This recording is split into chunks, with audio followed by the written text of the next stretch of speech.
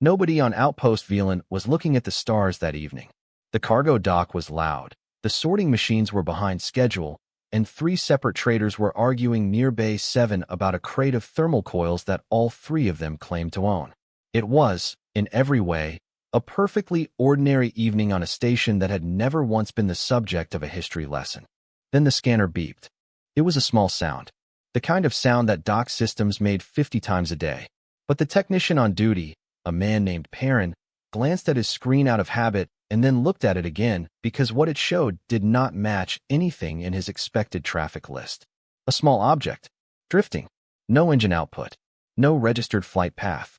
And the transponder signal it was putting out belonged to a class of vessel that Perrin had never seen logged at Outpost Velan in his 4 years working there.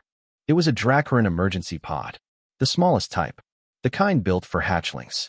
Perrin sat very still for about 3 seconds. Then he reached for the station comm and called Director Weil. Weil arrived in the dock control room, still holding a half-eaten piece of flatbread. He looked at the scanner. He put the flatbread down. He said nothing for a long moment, and then he said, very quietly, "Get me the Accord Protocol Handbook." Someone handed it to him. He opened it. He read the relevant section. He closed it. He said, "We bring it in. We do not touch it. We contact the Accord and we wait."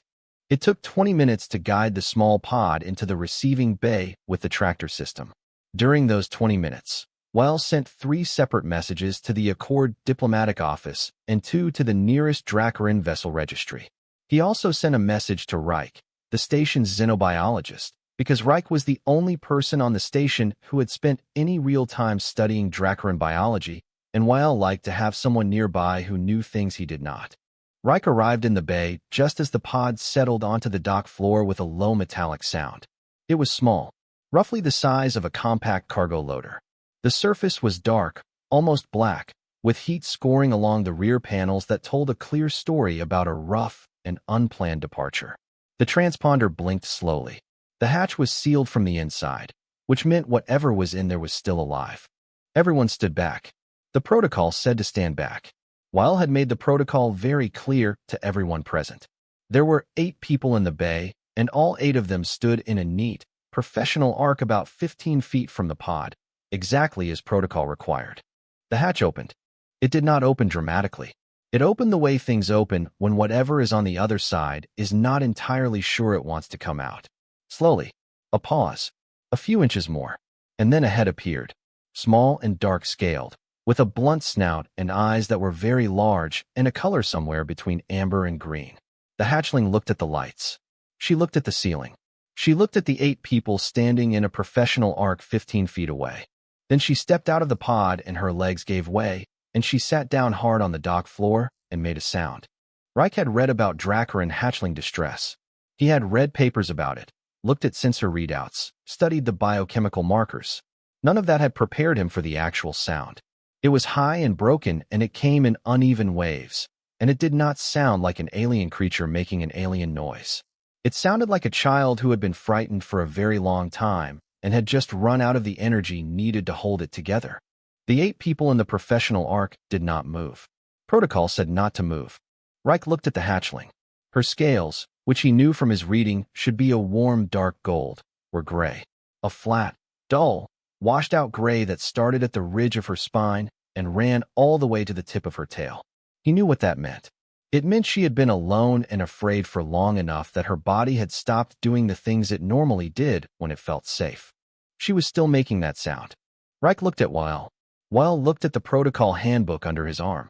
Then Weil looked at the hatchling, and then at the floor, and then he deliberately turned slightly to the side so that he was not quite looking at Reich when Reich stepped forward. Reich did not rush. He did not make any sudden movements. He walked to a spot about 6 feet from the hatchling and sat down on the dock floor. Just sat down, the way a person sits when they are not in a hurry and do not want anything in particular.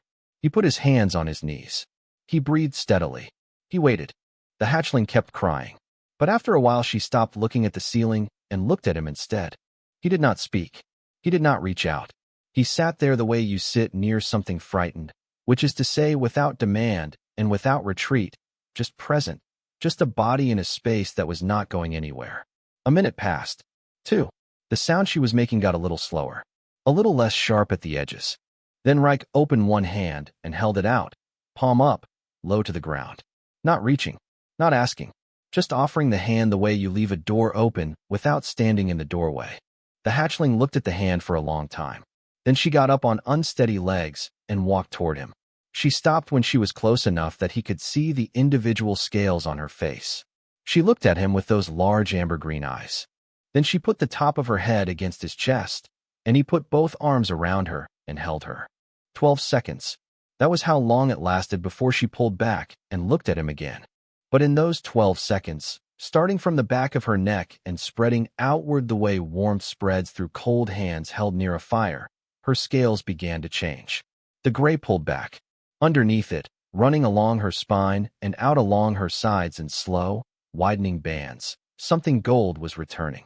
The sound she made when she pulled back was different from the one before. Quieter, slower, rounded at the edges rather than sharp. Reich could not find a word for it in any language he knew. The closest he could get was that it sounded like something settling. She was not crying anymore. None of the 8 people in the bay spoke. Perrin was standing very still with both hands pressed flat against the sides of his legs. Well had turned back around. He was looking at the hatchling scales. His expression was the expression of a man trying very hard to understand something that his training had not covered. Nobody had thought to turn off the bay's recording system. The footage was time-stamped and synced automatically to the station's communication log, and a routine sync had already begun uploading to the Accord network relay. Nobody noticed. There was a small dragon on the floor of Bay 4 with golden scales and quiet eyes, and the man sitting next to her was checking very gently to make sure she had not been hurt in the landing. The rest of it would come later. The rest of it was already on its way. The upload finished at 3:14 station time. Nobody was awake to see it go out. By 6 o'clock, the clip had been viewed 4 million times across 9 different species networks. By 9 o'clock, that number was closer to 40 million. By the time Perrin arrived for his morning shift and checked the comm board out of routine habit, the number had stopped being a number that meant anything to him and had become the kind of figure that you say out loud and then immediately feel strange about. He went and found Reich.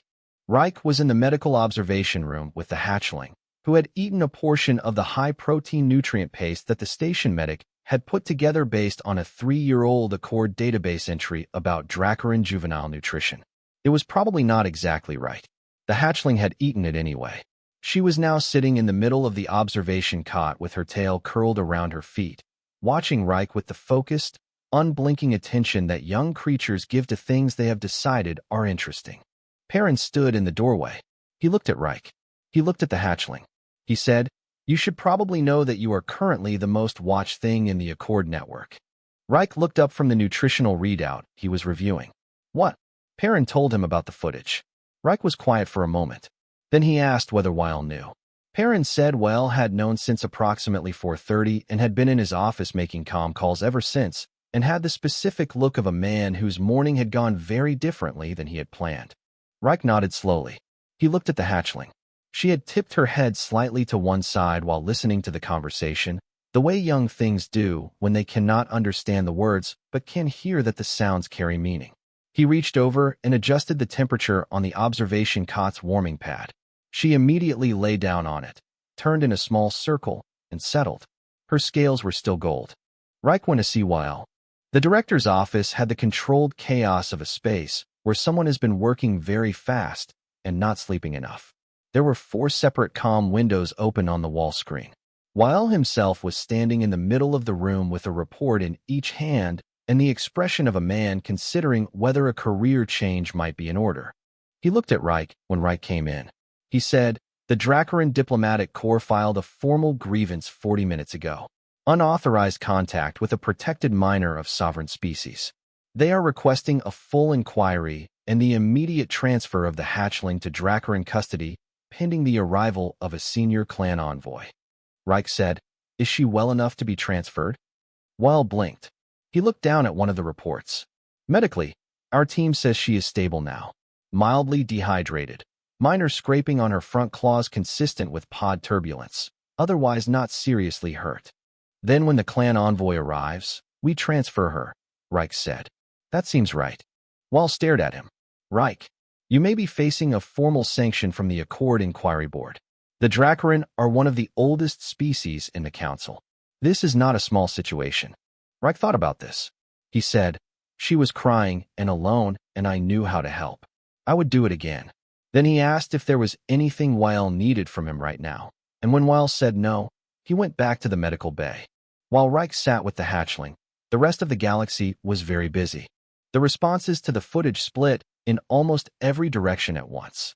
Several species found the clip deeply affecting in ways their own media could not quite explain. The Ulhari, a quiet and ancient people known for measured reactions to everything, had a single senior representative describe it publicly as a moment of contact that the Accord has not previously produced. That was, for the Ulhari, practically a standing ovation. Other species were less warm about it. The Gorath Council released a statement within hours pointing out that uninvited physical contact with the young of another species violated 17 separate clauses of the Accord's Sovereign Species Protection Framework, and that sentiment, however well-intentioned, was not a legal defense. Several legal commentators across the network agreed with them. The debate between the two positions filled every public channel for the better part of 2 days. On human networks, the response was different from all of it. There were no lengthy debates and very few formal statements. Instead, humans sent messages. They sent them directly to Outpost Violin's public comm address, which was not designed to handle that kind of volume, and began struggling almost immediately. The messages were not complicated. Most of them were just 2 words. The 2 words were, "Good job." Some of them said, "Well done." Some of them said, "You did right." A few of them said only, "Yes." Perrin spent part of his afternoon trying to manage the inbox overflow and eventually gave up and set an automated response. He told Reich about the messages that evening. Reich listened and then said he hoped someone was archiving them. Perrin said he had not thought of that.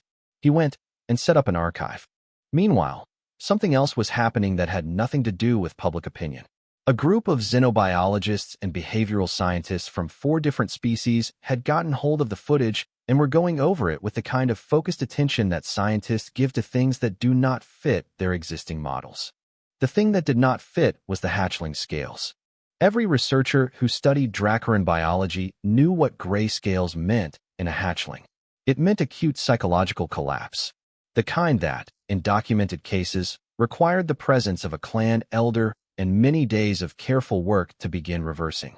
The recovery process was slow because it had to be slow. The hatchling's nervous system had to be brought back gradually, the way you bring something frozen back to warmth too fast, and it cracks. The footage showed a full reversal beginning in 12 seconds. A Dracarin behavioral scholar named Doss, who had published extensively on hatchling development and was generally considered one of the foremost experts on the subject, watched the clip and then said publicly that what it showed was not possible. She did not say this to be dismissive. She said it because she had spent 40 years studying Dracarin hatchling neurology, and she genuinely could not account for what she was seeing. She said the recovery curve in the footage did not match any documented case. She said it did not match any theoretical model either. She said she was going to need to look at this more carefully, and that anyone who had additional data from the station should contact her research office. Within 6 hours, she had received 47 messages from other researchers who had been thinking the same thing and had not wanted to say it first. Back on Outpost Violin, the hatchling had discovered that if she poked Reich's ear, he would look at her. She had been testing this finding repeatedly for the past hour with great scientific consistency. He would be looking at something else. She would reach up with one small clawed foot and poke his ear, and he would turn and look at her. Every time he looked at her, she made the sound he had privately decided to call a laugh, because he did not have a better word for it, and it matched the shape of the feeling it produced in him when he heard it. He had started looking forward to it. He did not know that on the other side of the Accord network, on a Dracarin clan ship, now traveling at full speed toward Outpost Violin, a very old and very powerful commander named Ara had watched the footage of him and the hatchling 19 times. He did not know that she had told her legal envoy to prepare the formal grievance filing and then, 3 minutes later, had told the same envoy to wait. He did not know that she had watched it a 20th time with the volume lowered and her eyes fixed on the hatchling scales for the entire 12 seconds. He did not know any of that. He was watching a small dragon poke his ear and listening to the sound that was almost a laugh, and outside the observation room window the stars of the Accord's edge were doing what stars always do, which is shine without any particular interest in what happens beneath them. The rest of it was still coming. It would arrive with Commander Ara's ship in 36 hours. But right now there was just the hatchling and the ear poking and the golden scales, and Reich found, somewhat to his own surprise, that he was not worried about any of it. The docking clamps caught the Dracaran vessel at 14:07 station time, and the whole bay shuddered slightly, the way bays always do when something very large and very heavy decides to stop moving. It was not the biggest ship that had ever docked at Outpost Velan, but it was close, and the 3 crew members assigned to guide it in had done so in near silence, communicating in short clipped words and hand signals, the way people communicate when they want to give the impression that everything is routine and are not entirely convinced it is. Director Wells stood at the airlock with his hands clasped behind his back and his best diplomatic expression on his face. He had practiced the expression in the mirror that morning. It was meant to convey calm authority. His assistant, standing 2 steps behind him, later described it as looking like a man waiting for test results. The airlock opened. Commander Ara was the first through. She was 14 feet tall and her scales were the deep red-black of cooled volcanic rock, the kind of color that takes centuries to develop. She had 4 honor guard behind her, and a legal envoy at her left shoulder, and she moved with the particular unhurried quality of someone who has never once in their life needed to rush because everything around them simply waits. She looked at Weil. He greeted her. She acknowledged the greeting with a single slow incline of her head, and then said, in trade language that was precise and without warmth, that she wished to see the hatchling first and the responsible human second. Weil said of course and led the way. He took them to the medical bay.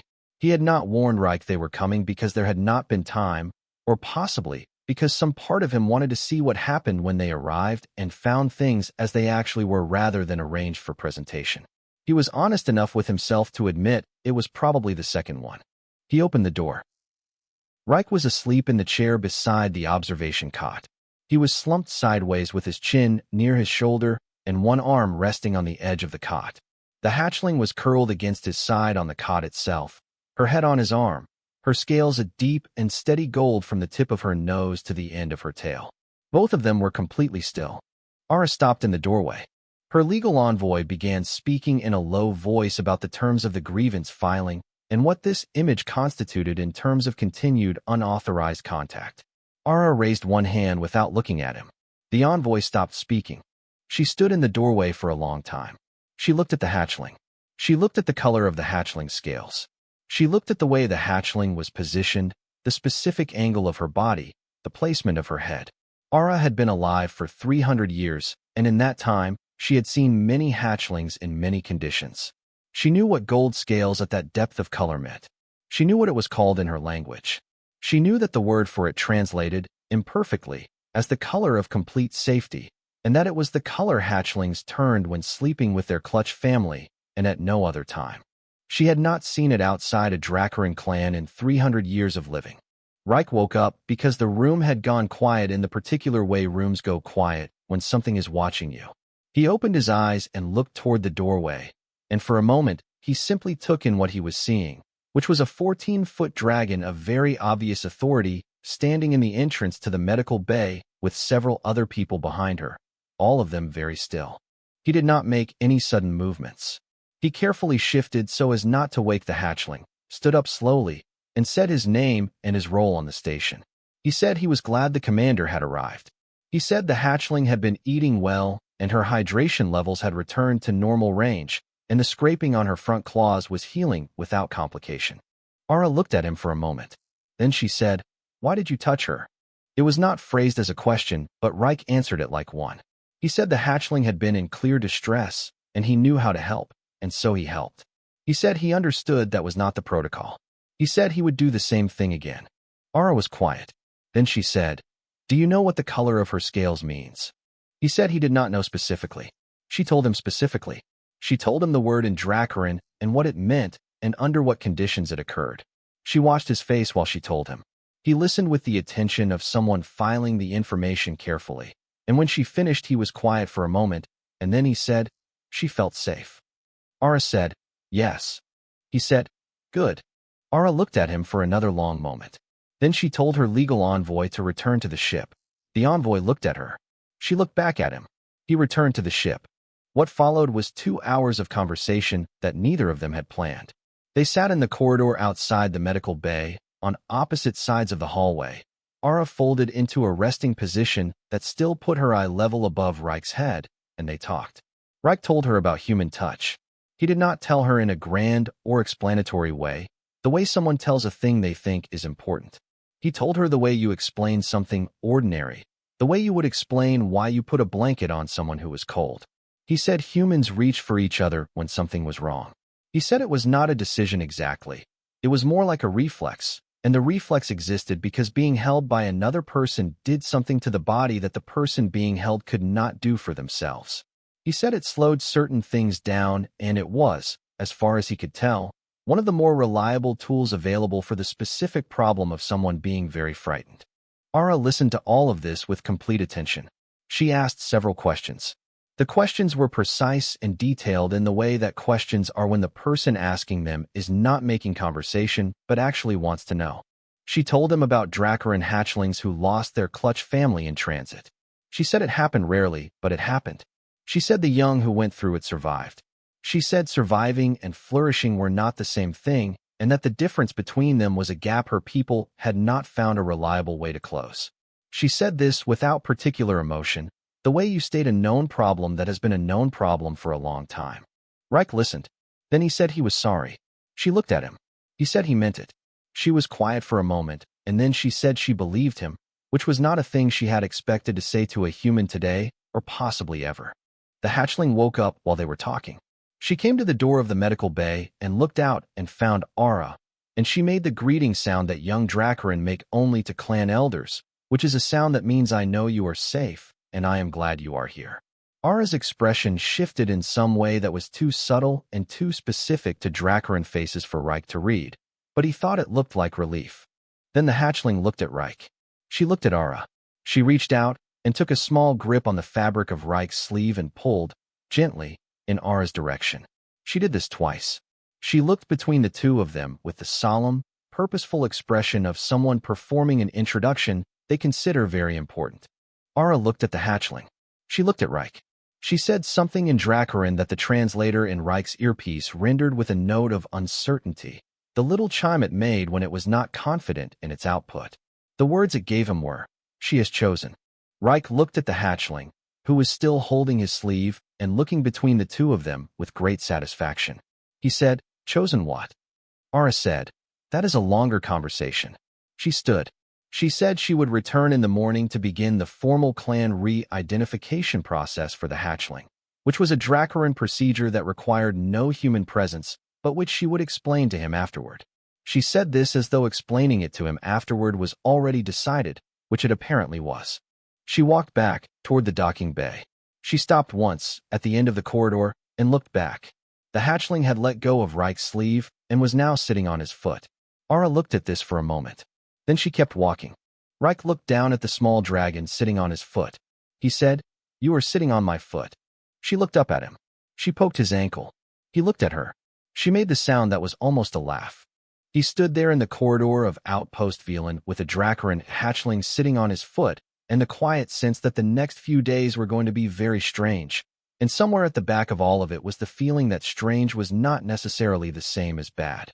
The inquiry board convened at 9 o'clock the following morning through remote session, which meant that 7 faces from 7 different species appeared as flat images on the wall screen in Outpost Velan's small conference room, and Reich sat across from them in a chair that was slightly too low for the table and had clearly been brought in from somewhere else.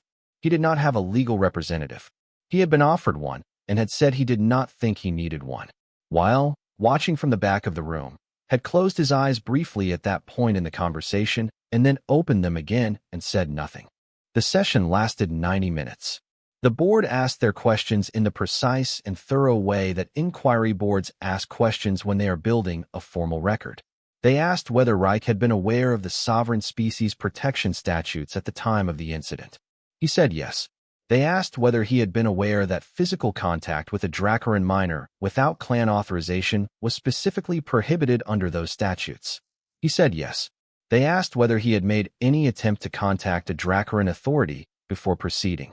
He said there had not been time, and that he was not certain waiting would have been the right choice regardless. They noted this answer in the record. One board member, a Velhari jurist named Sorn, who was known across the Accord for interpretations so strict they occasionally surprised the people who had written the original laws, leaned forward slightly and asked whether Reich had considered that his instinct to provide comfort might itself be a form of imposing human emotional and physical frameworks onto a sovereign species without consent. The room was quiet. Reich thought about the question seriously. He sat with it for a moment in the way that showed he was not dismissing it. Then he said, "She was crying. I know what crying looks like across 11 species that I have studied, and it looks like that. I did not think of what I did as a human framework. I thought of it as a response to something I recognized." He paused. "If I was wrong about that recognition, I would want to know. But I do not think I was." Sorn looked at him for a long moment. He made a note. He did not say anything further on that point. The session ended without a ruling. The board said they would reconvene after reviewing all available evidence, and that Reich should remain on the station and available. He said, of course.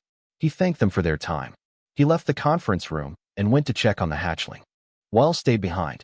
He sat in the empty conference room for a while with the wall screen dark and his hands flat on the table. Then he picked up the report that had come in overnight from the Accord's diplomatic back channels and read it again, which he had already done twice that morning because he was not sure he had understood it correctly the first 2 times. 3 separate species had submitted quiet requests through unofficial channels. Not formal requests. Not anything that would appear in a public record yet. But requests nonetheless, routed carefully through third parties, all of them asking the same thing in different words. They were asking whether human personnel could be made available to assist with distress situations involving their own young. They cited Outpost Villain. They cited the footage. 2 of them cited the scale color change specifically because the xenobiological commentary had now spread far enough that even non-scientists had heard about it and were drawing their own conclusions. Weil read the requests a 3rd time. Then he set the report down and looked at the ceiling for a while. He was still looking at the ceiling when his assistant came in to tell him that Commander Ara was requesting a meeting. Ara had spent the morning conducting the clan re-identification process with the hatchling, which was a private ceremony and had taken place in a sealed section of the docking bay aboard her own ship. She did not describe what it involved. She said only that it was complete and that the hatchling was now formally registered as clan marked within her own line, which was a distinction that carried specific meaning among the Dracaran and which she did not fully explain. She said Reich could see the hatchling again this afternoon. Then she said she wanted to discuss the inquiry board session. She had not been present for it. She had, however, received a full transcript within an hour of its conclusion through channels that Weil did not entirely understand, but had stopped questioning, because Dracaran intelligence capabilities were not something he wanted to think too hard about. She told Weil that she intended to submit a formal statement to the board. Weil said that was her right as the aggrieved party. She said she was aware of her rights and that her statement would not be what the board was expecting. She did not explain further. She left. The formal statement arrived at the board's record office at 1500 hours. It was 40 minutes long in audio form and was delivered in Ara's own voice, in trade language, without notes. The board received it. Then they received requests from 11 different researchers and 3 Accord member governments to be given access to it. By the following morning, a transcript was circulating in every major news network across the Accord, which was not how inquiry board materials were supposed to move. But once something is in 40,000 inboxes simultaneously, the question of how it was supposed to move becomes somewhat academic. The key passage, the one that every outlet led with and every commentator spent 3 days discussing, was not the part about the grievance. It was the part near the end where Ara described the footage and what it showed, in clinical and specific terms, and said that by every Dracaran behavioral measure the hatchling should have required a clan elder and many days to begin recovering, and that she had instead begun recovering in 12 seconds, and that she, Ara, who had 3 centuries of experience and access to the foremost behavioral scholars of her people, could not explain it, and that the Dracaran withdrawal of the formal grievance was not a diplomatic gesture. It was an acknowledgement that something had happened that they did not yet understand, and that they were not willing to file legal action against something they did not yet understand. The last line of the statement said, "The human did something we cannot do. I believe we should know each other better." The Accord Inquiry Board closed the case against Reich the following morning without sanction. The notification arrived while he was in the middle of trying to teach the hatchling a clapping motion, which she was approaching with immense seriousness and moderate success. He read the notification, set down the comm, and went back to the clapping lesson. The hatchling got it on the fourth try. She looked at her own front feet with an expression of complete astonishment, as though they had done something she had not authorized them to do. Then she looked at Reich. Then she did it again, faster. He told her she was very good at it. She did it a third time. He clapped with her. She made the sound that was almost a laugh and then grabbed his hands to make him do it again. In the back-channel reports that were quietly accumulating in the Accord diplomatic office, the 3 species requests had grown to 7. None of them were public yet. None of them needed to be. The people writing them knew what they were asking for, and they were asking carefully, because carefully was how you asked for something the galaxy did not yet have a name for. Weil read the updated count that evening. He thought about Reich in the medical bay on the first night, sitting on the floor of the cargo dock, holding out one open hand. He thought about how ordinary it had looked. How completely, specifically ordinary. A person sitting on a floor, holding out a hand, waiting without demand for something frightened to decide it was safe to come closer. He had been on outposts and stations for 20 years. He had managed incidents and negotiations, and supply crises, and personnel disputes. He had a thick handbook of protocols for every situation the Accord had thought to anticipate. The handbook did not have a section for this. For the thing humans did without thinking, the reaching, the sitting down on the floor, the open hand, the holding. For the fact that it worked. For the fact that it apparently worked across species lines in ways that nobody had predicted and nobody could fully explain, and 7 sovereign species governments were now, very quietly, asking if they could please have some of it. He closed the report. He went home. He slept better than he had in 3 days. 2 years is not a long time in the life of a Dracaran. By their measure, it is barely a season.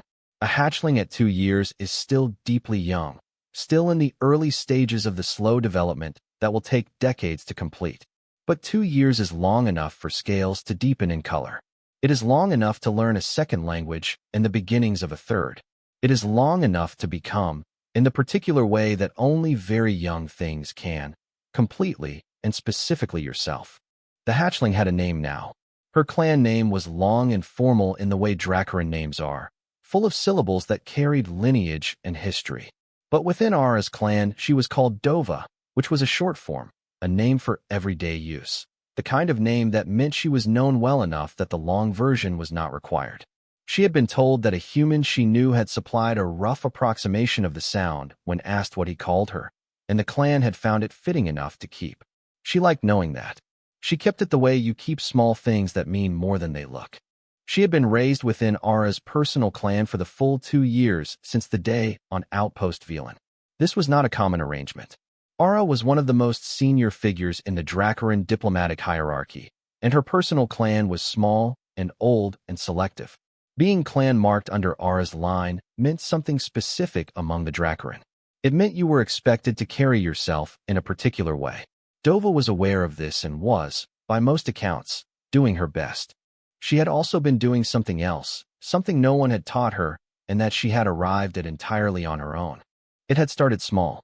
A younger hatchling in the clan had been frightened one evening after a training exercise that had not gone well, curled into a tight ball in the corner of the common room, and making the gray scale sounds that meant things were not right inside. The elder who would normally have handled this was occupied. Dova had walked over. She had not touched the younger hatchling, because Dracaran did not touch that way. She had simply sat down nearby, not close enough to crowd, not far enough to be absent. She had stayed there without speaking for a long time, quiet and calm and present, and after a while the younger hatchling had uncurled, and the sounds had slowed, and the gray had begun to pull back from the edges of its scales. Dova had not thought of it as a technique. She had thought of it as obvious. You sat near the frightened thing.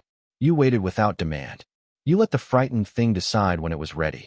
She had learned this the way you learn things that happen to you before you have the words for them, which is to say completely, in the body, without any distance between the knowing and the being. When she did it a second time, and a third, Ara had noticed. She had asked Dova where she had learned this. Dova had thought about it, and said she did not think she had learned it exactly. She said it felt more like something she had been shown and then carried. She said she could still remember what it felt like to be the frightened one, to be gray and alone and not know where safe was, and then to feel something change because something calm was nearby and was not going anywhere. She said she thought maybe the thing you could do for someone who was frightened was just be something calm that was not going anywhere. Ara had looked at her for a long time. Then she had said, "You have been talking to Reich." Dova said she talked to Reich every 2 weeks through the relay. She said he had not told her to do this. She said they mostly talked about her training and what she was learning, and sometimes he told her things about the species he was working with, and she told him things she had read about those same species, and it was a good kind of talking. She said sometimes they did not talk about anything important at all, and that was also a good kind of talking. Ara said, "I know." She said she had authorized the relay sessions herself. Dova said she knew that too. There was a pause. Then Dova asked if she had done something wrong. Ara said no.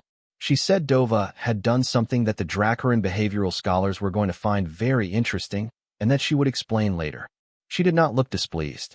She looked like someone who has found the answer to a question they had not thought to ask. The Accord Summit convened on the Dracaran home world 6 months after that conversation. It was the first time in over a century that the full summit had been held in Dracaran space, and the last time before that had been a different era with different politics, and the occasion had been considerably less warm. This time the invitation had been extended by Ara's diplomatic office and accepted quickly, which those who followed these things closely described as significant. The analysts and commentators who covered Accord politics had many theories about what it meant. Several of them mentioned Outpost Villain. Several mentioned the incident with the hatchling and the footage and the scale colors. Most of them agreed that something had shifted in the past 2 years in the relationship between the Dracaran and the wider Accord, though they described the nature of that shift in many different ways. Reich was attending the summit as junior staff. He had been assigned as part of the human delegation support team, which meant he spent most of the first day carrying documents between meeting rooms and confirming schedules and standing in corridors while other people had important conversations nearby. His role had a formal title now. It was long and had been created specifically for him and described, in careful diplomatic language, a function that had not existed 2 years ago and was still being defined. He had been told that 9 member species had formally requested his availability at various points in the past year.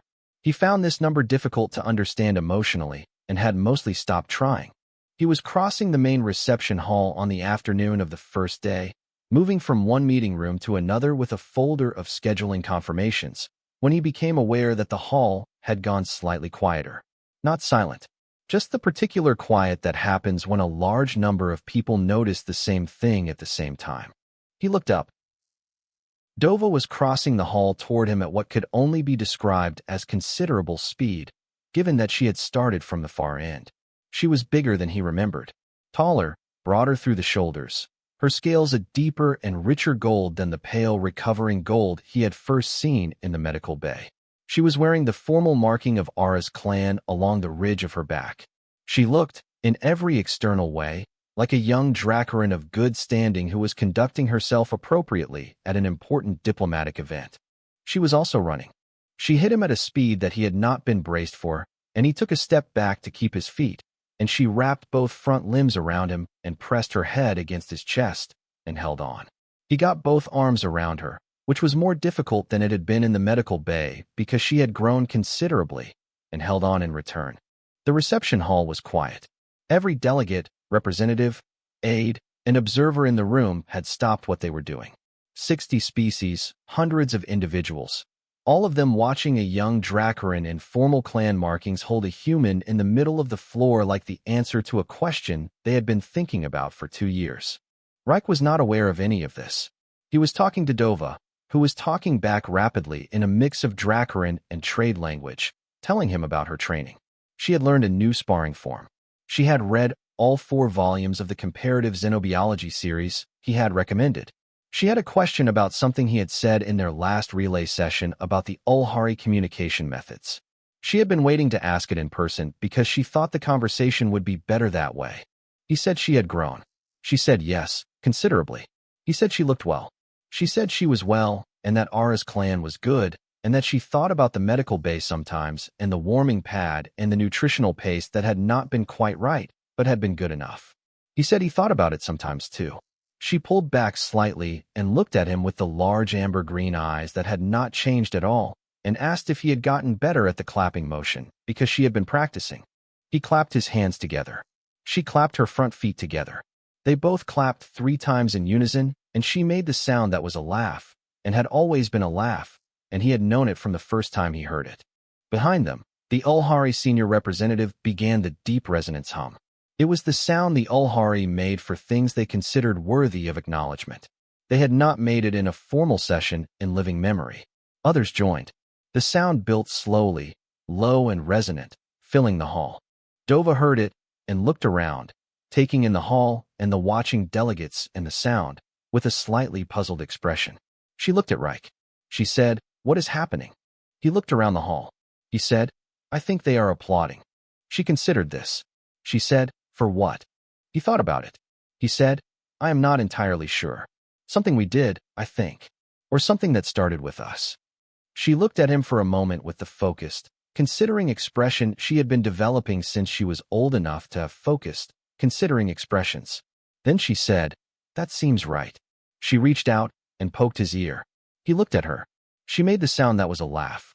He laughed back, out loud, in the middle of the reception hall, while 60 species of delegates looked on, and the Ulhari hum built around them like something warm and very old finally, finding its way out into the open air. The garden of the Dracaran Summit grounds was not a garden in any way that the word usually meant. There were no flowers and no grass and nothing soft. What it had were enormous formations of dark volcanic stone that had been worked over centuries into shapes that suggested natural growth without imitating it. And between the stones ran channels of slow blue-burning ceremonial fire that gave off no heat and very little light, but produced, in combination with the stone and the dark sky above, the kind of atmosphere that made people speak more slowly and listen more carefully. It was a place built for serious conversations. It had hosted a great many of them over the centuries. Reich was not sure he was the right kind of person for a place like this. He was sitting on a low flat stone near one of the fire channels, waiting, and he was aware that his posture was probably not appropriately formal, and that he was also still holding the scheduling folder from earlier, because he had not had a chance to put it down. He set the folder on the stone beside him. It did not make the setting feel less strange. Ara arrived alone. No honor guard. No legal envoy. She was not wearing the full formal regalia she had worn to the summit sessions. She looked, in some way he could not have pointed to precisely, slightly tired. It was not a look he had expected to be possible on her face. He stood when she came in. She gestured for him to sit. She settled into a resting position across from him that brought her closer to his eye level than she usually was. She was quiet for a moment. Then she said she wanted to tell him several things. The first thing she told him was about the behavioral scholars. She said they had been studying human physical comfort responses for 2 full years now, reviewing every piece of recorded data they could access, consulting with human researchers who had agreed to cooperate, running their own analyses on the outpost VLAN footage and every subsequent documented case. She said they had reached a conclusion that the scholars themselves found deeply uncomfortable, which was that they could not explain it. That touch alone, the physical contact of one body against another, should not have been sufficient to produce the neurological shift that the footage documented. The recovery was too fast. The scale change was too complete. Their models did not account for it. They had proposed a hypothesis, she said, carefully worded and extensively checked before anyone was willing to put their name to it, that human emotional expression conveyed through physical contact might interact with young Dracaran neurochemistry in a way that produced effects no other known form of contact produced. She said they did not know why this was. She said they did not know what it meant in the larger sense. She said the Dracaran were not accustomed to publishing hypotheses they could not explain, and that this one had caused significant debate within the scholarly community before it was released, and that it had now been released. Reich listened to all of this. He said, "What do you think it means?" She said she did not know yet. She said she was more comfortable with that answer than she had been 2 years ago, which was itself a thing she had not expected to be able to say. The second thing she told him was about Dova. She described what Dova had begun doing with the younger hatchlings in the clan. She described it precisely, the way Dova approached, the distance she kept, the stillness she held, the time she gave. She said no one had taught Dova to do this. She said Dova, when asked, had said it felt like something she carried rather than something she had learned. She said the younger hatchlings recovered faster when Dova was nearby than they did through any other method the clan used, and that this had been documented now across 11 separate incidents, and that the behavioral scholars who were trying not to be uncomfortable were finding this particular data point the most difficult to be comfortable about. Reich was quiet for a moment. Then he said, "She learned it from what happened to her." Ara said, "Yes." He said, "She learned that when you are frightened, being near something calm and patient helps. And so she became the calm and patient thing." Ara said, "That is what my scholars concluded also. What they cannot determine is whether what she is doing is a learned behavior or whether what she learned was something more fundamental. Whether you taught her a technique or whether you showed her something about what is possible between one creature and another, and she took that knowledge and made it her own." Reich thought about Dova in the medical bay, gray-scaled and alone. He thought about 12 seconds. He thought about what it means when a thing that is possible becomes known to be possible, when the gap between surviving and flourishing turns out to be crossable, and someone crosses it, and then carries the crossing with them everywhere they go. He said, "I think it might be both." Ara considered this. She said, "I think so too." The blue fire moved slowly in its channels. The stone formations rose around them in their ancient worked shapes. Ara was quiet for a while, and Reich did not fill the quiet, because it did not feel like the kind of quiet that needed filling. Then Ara asked him a question that he had not been expecting. She asked whether humans understood what they were, not in terms of power or numbers or what they had built. She said she was not asking about those things. She asked whether humans understood what they carried, what they did to the beings around them without intending to, and without strategy, and without, in many cases, any awareness that they were doing it at all. Reich thought about this honestly. He said he thought humans mostly knew that they felt things strongly and did not always know what to do with that.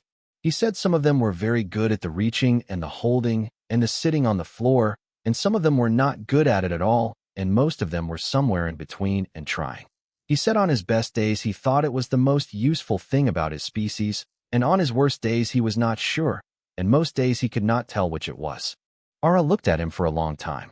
Then she said, "I have been alive for 300 years. I have spoken with representatives of 64 species.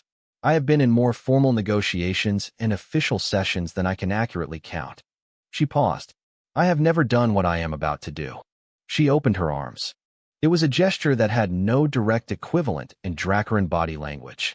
It was a gesture she had seen in the footage of Outpost Villain, watched in the slow-motion analysis, read about in 3 separate research papers. It was a gesture that her scholars had described as an offer of enclosure, a physical signal meaning I am here, and I am not leaving, and you can come into this space, and be held if you want to be held. Reich looked at her open arms for a moment. Then he stood up and stepped forward. She was 14 feet tall. When she bent toward him, her chest met him roughly at the level of his forehead. He put his own arms around as much of her as he could reach, which was not much. She folded her own around him, large and careful and slower than anything he had expected from something that old and that vast. He rested his forehead against her chest. He could feel the depth of her breathing. He could feel the warmth through her scales, which he had not known was there, because Dracaran ran warmer than they looked. She made a sound. It was very low. It moved through her chest rather than out of her mouth. The translator in his ear chimed its uncertainty note and offered nothing. He felt the sound more than he heard it. He would try later, over many conversations with people who asked him about it, to find the right words for what it sounded like. He would not find them. The closest he ever got, the description he eventually settled on because it was the most honest even if it was not exact, was that it sounded like something that had been held very tightly for a very long time, letting go. He did not know how long they stood there. It was not 12 seconds. When they separated, Ara straightened slowly. She looked at him. He looked at her. Neither of them said anything for a moment. Then from the archway at the garden's entrance came a sound. It was a sound Reich knew better than almost any other sound in his life now. It was rounded and quick, and it had no equivalent in any language he knew, and he had stopped needing one. Dova stood in the archway. She had found them. She took in the scene with those large amber-green eyes. Reich and Ara standing near each other in the ceremonial garden with the blue fire between them, and something in her expression shifted into something that was very close to recognition. Like she was seeing something she had always known the shape of, and was now seeing the actual thing. Then she ran. She crossed the garden at full speed and hit them both, and they both caught her, and for a moment they were all three tangled together in the slow blue light, with the ancient stone rising around them, and no protocol that covered this, and no section in any handbook Weil had ever written, and no precedent in 300 years of Accord history. Dova's scales were gold from her nose to the end of her tail. Not the pale, recovering gold of 2 years ago. The full, deep, complete gold. The word Ara had told him about. The one that meant the color of complete safety. The color that had no other occasion, no other cause, no other explanation.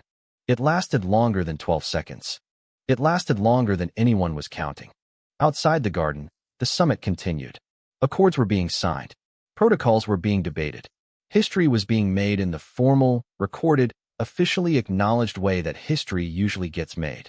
And inside the garden, in the light of the slow blue fire, there was a human and a dragon and an ancient commander who had never opened her arms before in 300 years of living, and none of them were thinking about any of it.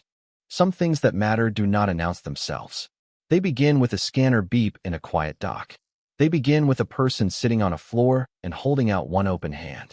They begin with something frightened that slowly, because someone nearby was calm and patient and not going anywhere, decides it is safe to come closer. They begin small. They carry far. And sometimes, if you are paying attention, you can trace the whole long shape of what they become all the way back to the moment they started, and find there, at the very beginning, something so simple it almost doesn't seem like enough. 12 seconds. One small hug. And a baby dragon whose scales had turned gold and never really gone back.